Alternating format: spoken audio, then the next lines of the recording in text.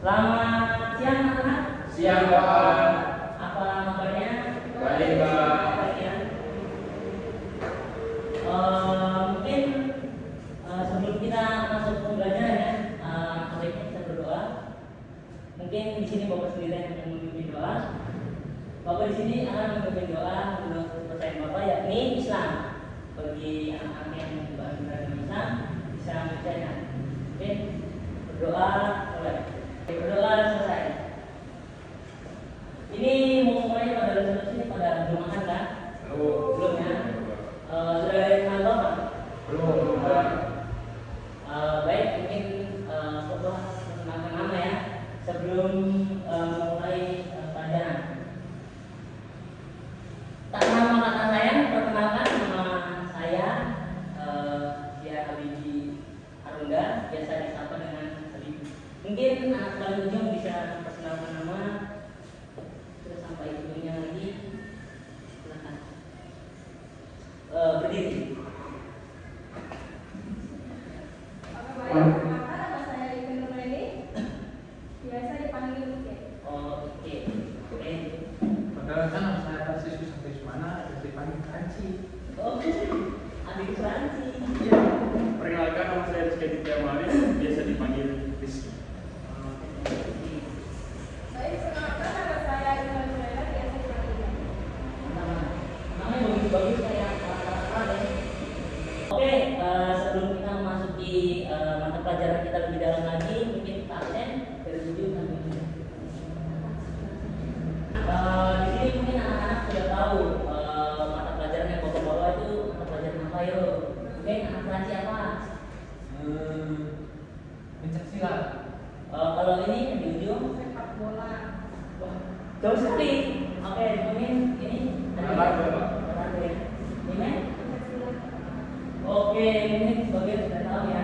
Dan ini Bapak di sini mengajar. Ada yang tahu pencaksilat itu apa?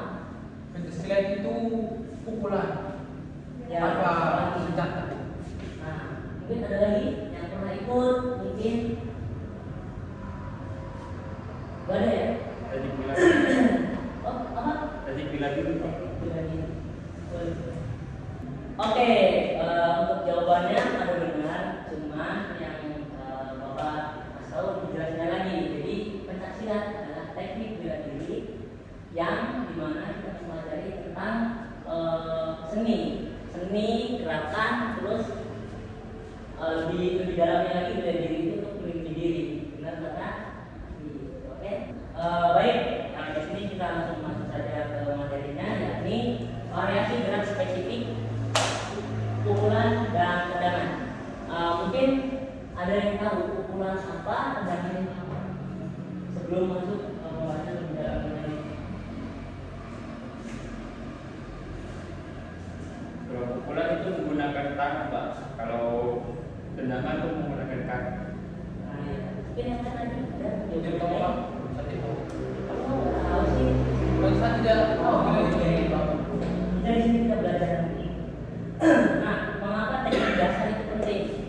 Menurut anak-anak mengapa penting? Karena untuk diri Pak. Oh, benar-benar juga ada yang salah. Mungkin yang aktif ini yang paling aktif ini hadir ini. Lanjut kita ke materi selanjutnya, yakni mengapa teknik dasar itu penting. Menurut anak kita ada yang tahu Franci tahu anak yang aktif ini namanya Rizky ya. Menurut Adit dan Rizky, menurut Franci dan Rizky, mengapa teknik dasar itu penting? Ini aja saya mungkin bisa jawab.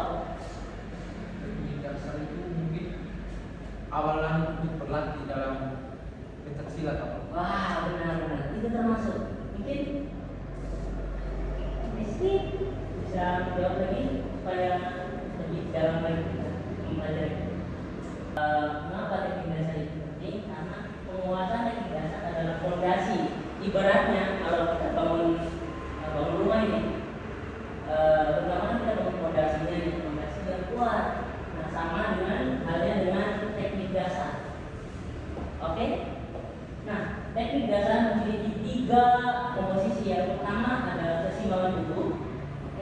Tahu keseimbangan tubuh? Yang kedua ada presisi gerakan. Jadi ketika gerak, di sini kita belajar supaya presisi, supaya maksimal. Oke?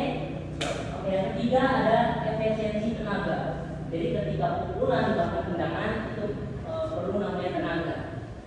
Pasti anak-anak pernah main ya, angkat ember, beban itu kan pakai tenaga ya. Oke, lanjut. Teknik-teknik dasar pukulan. Mungkin ada yang tahu yang pernah yang silat? Tidak Pak. Pukulan. Bukan ya? Tidak Pak. Nah, di sini Bapak mengajar 3 pukulan, yaitu pukulan lurus, pukulan bandul, dan pukulan melingkar. Ada yang tahu? Tidak Pak. Oke, kita lihat dulu ya. Pukulan adalah tangan. Oke, semua pukulan, semua bahan pukulan itu mulai dari tangan. Jadi, pukulan adalah suatu gerakan yang kita bisa lakukan dengan tenaga tangan ya. Oke, dari sini Bapak pengen ngajar pengen salah satu anak yang Bapak ingin ngajar di depan supaya praktek ke teman-teman. Mungkin nanti atau ini yang paling lagi kayaknya yang buat Chris ya. Oke, sorry, maju. Ya. Nah, pukulan. Jadi mulai dari kaki ya, tangan di samping, pukulan bisa. Ini namanya pukulan. Jadi kan harus dengan tenaga dengan presisi lurus, gitu ya. Jadi ulang lagi, kaki tenaga bisa. Ya, kan kita kan. Nah, ini namanya pukulan lurus. Kalau pukulan bandul sedikit berbeda karena ketika dipukul tangan kanan tangkis. Nah, seperti itu. Ulang. Pakai tenaga bisa. Ya, benar. Bisa. Oh, benar. Terima kasih untuk Rizky ya. Dan mungkin sedikit ketawa nggak apa-apa. Oke. Nah, lurus. Bedanya kalau pukulan bandul kan seperti ini, tapi ini diputar seperti ini. Nah, paham? Lanjut lagi. Terima kasih atas ya. Tadi kan kita sudah belajar tentang pukulan, kita akan belajar tentang dasar-dasar tendangan.